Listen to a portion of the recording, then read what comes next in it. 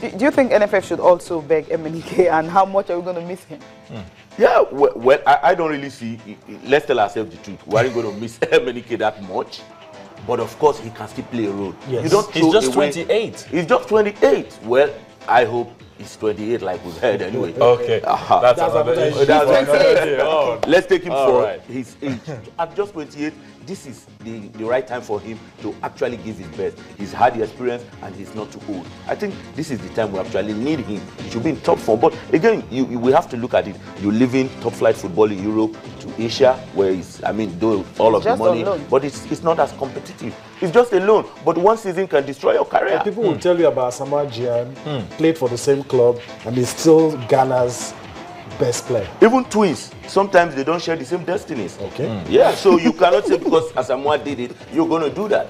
Jan left there for China. He's got, a mega deal too, and he's doing very, very well there. MNK is not doing too well, even in his club in Al Ain in Dubai. You understand? But for me, I don't like the way he's living. Yes, it's not right. It's not right. When you serve your country very well, there should be testimonial games. Exactly. You should be celebrated. Yeah, that's my point. These players now, everybody just go to Instagram. Probably they are all just getting used to the social media, and then I'm leaving and putting and all of that. They need a PR, a person to manage them. And they don't agree. Once some millions are just in pockets here and there and one account here and there, and then we start seeing players doing all sorts of things. It's not really the best. They are in Europe. We must tell ourselves the truth. A lot of these players are not educated. When you see them come back, they wear necklaces, big necklaces that you should feel ordinary should be on a dog's neck. You understand? Which brings the issue. I mean, we're talking about the golden eaglets now, doing wonderful things, young lads in Chile. What should we be doing, talking about the psyche now, so that when they get to that, orientation, so that when they get to that level, we don't have this, discipline. Yeah, you see, let's take it one step at, we had the golden eaglets, we've always had them. Before I came on the program, I heard you saying, the best team, 4-time world champions, have appeared in the final 7 times and won it 4 times. I think it goes to show that we've gotten the raw talent. After succeeding at under 17, where do we go from there? We don't have a clue. So we need to start building that, how will I call it, foundation. Once these players leave here, where do they move on to? And how do we breed them?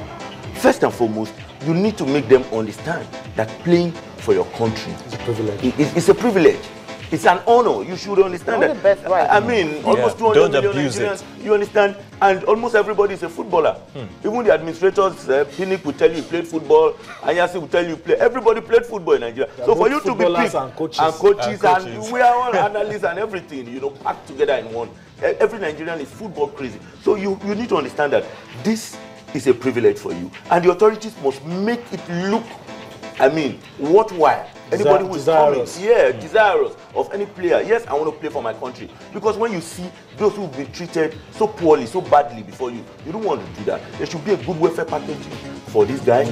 There should be insurance packages for these guys. You have to make them understand. A lot of players who won the 1994 Nations Cup haven't received their house till now. His son, Thompson Oliha has died. His wife has been running, from pillar to post. How do I get this house? We are homeless, we are this and all that. So when younger players see things like this, they are not going to. And then you see officials living, lousy lifestyles and all of that. You say you want to cut your players' allowances down, and then the player sees that, okay, you come on the same, you come on the same trip with him, and you have your backroom staff, in quote this time, with you. Your driver, your cooks and all that with you on the trip. I want to Let's get back to the paper. Okay, I think another one is here. Gunners gone down Bayern. Whenever they win, it's always gunning down the opponent. When they don't win, it's a different thing. That way, in fact, for me, it's the 8th wonder of today or yesterday.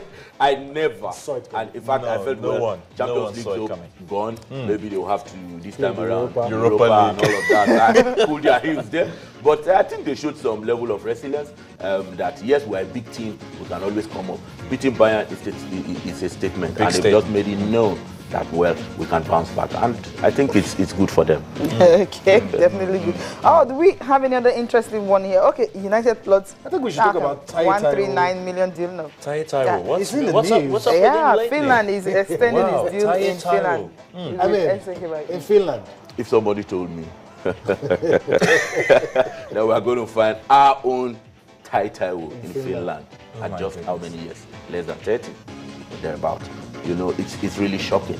These are our best players. What's happening to us? When they get to a certain stage where we expect, okay, this is where Consolidate you consolidate and all on that you level. see them just crash. And now it's Finland of all places. I don't even know how to get a flight to that place. It's not so bad. It's not so bad. But I think for him to be able to extend his deal there, and of course he's still playing football, it's something that is really commendable because, you know, there was a time we felt he was really finished. But right now he's in Finland trying to reestablish his career. I think that the first deal was a loan deal or thereabout, I think 3 months and all that. Of course, Taiwo will always prove himself in such obscure leagues anyway. Of course, you can't compare Finland. He's played in France, he's played in France. In Italy, you know, I expected him to and all. I mean, this is about Nigerian's major player who's playing in Finland. He's about, you know, Nigerian's top Nigerian player playing in Finland. Okay, let me put you on the spot. All right. Should anybody consider, if he begins to play regularly, should he be considered for a recall to the Super Eagles? Well, if Taiwo gets a recall to the Super Eagles playing in Finland, that goes to show that the level of our football has dropped. But you have guys playing in Slovenia.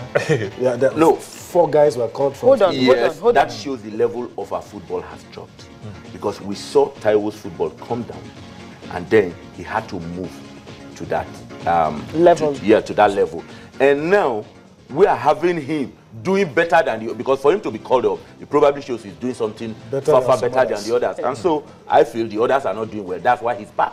Okay. If you are younger and you play in top flight, then, I mean, I don't think there should be any reason. But of course, if he's doing very well, even if he's on the move, he deserves a call up to him. All right. Okay. Let's move very quickly. Cecilia. Match day 34 of Nigeria Professional Football League. Of course, games will be played across the country today, 4 p.m. All the matches except the game between Sunshine Stars and, of course, Rangers, because you have most of their players most of their players are in the national team, about 6 of them. Okay, there you have it. Dolphins and Canopilas, of course, will be in action. Sunshine Stars and Rangers, of course, that game I talked about have been postponed. All the fixtures, of course, will definitely be coming up. Academy Warriors and Giwa FC. Wiki Tourist and Ifeanyi will be in action. Heartland and Sharks of Port Harcourt. Then Shooting Stars and FC Taraba will also be in action. Nasarawa United and Enyimba, of course, that is the one I will be waiting for. Kwara United and Bayelsa United, Abia Warriors, Lobby Stars, Warri Wolves and Akwa United. That game, Nasarawa United and Enyimba, will definitely get me talking. Tana, which one are you really interested in? Yeah, Nasarawa United and Enyimba, I think it's actually going to be the star game. Enyimba want to consolidate, but they are traveling on the road, and the Nasarawa too are breathing down. It's really going to be tough. I hopefully want to see a win for Enyimba. They are my side. if you check the story of Nasarawa United this season, you have the history of spoiling the past. Precisely. They did it to Pillars. Sunshine Stars. Yes, so they've done even away from home. It's not that they're playing away from home. Happily, they are playing at home. So it's going to get worse for Enyimba. No, hopefully Enyimba is going to turn the table for them. Okay, this is what we have top on and the bottom table right now. You have Enyimba, of course, there's 61 points, followed by Warri Wolves on 56, and of course you have a Wiki Tourist 54 and Giwa FC also on 54. Dolphins, Kwara United, Taraba and Bayelsa United, all of them were struggling to avoid relegation waters. So he's going to go down. Bayelsa, Taraba. Or is someone going to drop, join it? But let me really ask you, how much of a competition do you think the other guys will give Enyimba second, third, fourth? How much of a competition with 5 games? Because Sunshine is definitely out of it right now. Yes. It just might go down to the wire. Yeah, of course, it might go because 3 points, yes, just 3. I think Wiki Tourists too have actually really been very pushful at the latter part of the league stage, and I see something. I mean, it's going to drag down, especially probably if the Enyimba does not get a result. Yeah, the desired result here today. Even a draw, throws it wide open. Yeah, very. But the victory for Enyimba, will sort of put them again on the driving seat and all that. But it's really going to be difficult for them, and they know that. But one thing about Enyimba is they've got the clout. I mean, there's this mentality since they won the Champions League, the CAF Champions League back to back. They've had this mentality of rising up to the occasion when it matters.